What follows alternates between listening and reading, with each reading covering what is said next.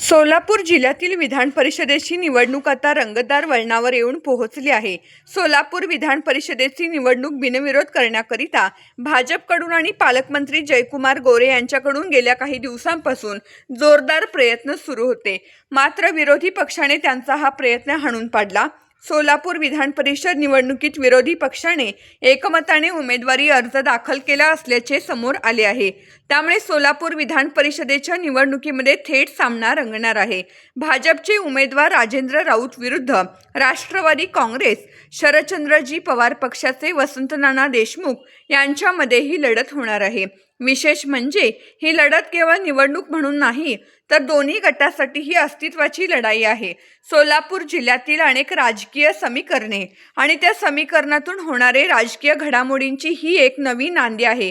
वास्तविक पाहता निवडणूक जाहीर झाल्यापासून सोलापूर जिल्ह्याचे पालकमंत्री जयकुमार गोरे यांनी ही निवडणूक बिनविरोध व्हावी याकरिता मोठ्या प्रमाणात प्रयत्न सुरू केले होते.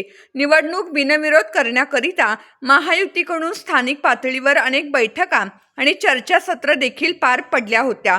मात्र विरोधक निवडणूक लढवण्यावर ठाम राहिल्याने भाजपचा निवडणूक बिनविरोध करण्याचा प्रयत्न सपशेल फेल गेला. भाजपने निवडणूक बिनविरोध करण्याकरिता साम दाम भेद या सर्व प्रयत्नांची पराकाष्ठा केली. मात्र भाजपच्या हाती काहीच लागले नाही. विरोधकांनी निवडणुकीतून माघार न घेतल्यामुळे सोलापूर जिल्हा विधान परिषदेच्या निवडणुकीचा बिगुल वाजला आहे.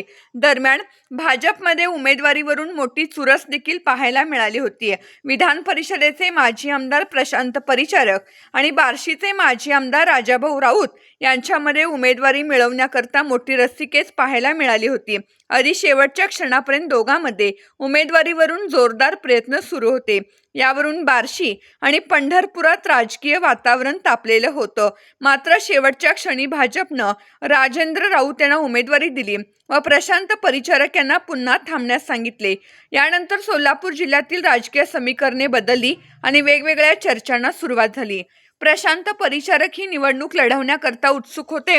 मात्र त्यांना उमेदवारी न मिळाल्यामुळे पंढरपूरमध्ये परिचारक समर्थकांमध्ये नाराजी असल्याची चर्चा राजकीय वर्तुळात सुरू झाली.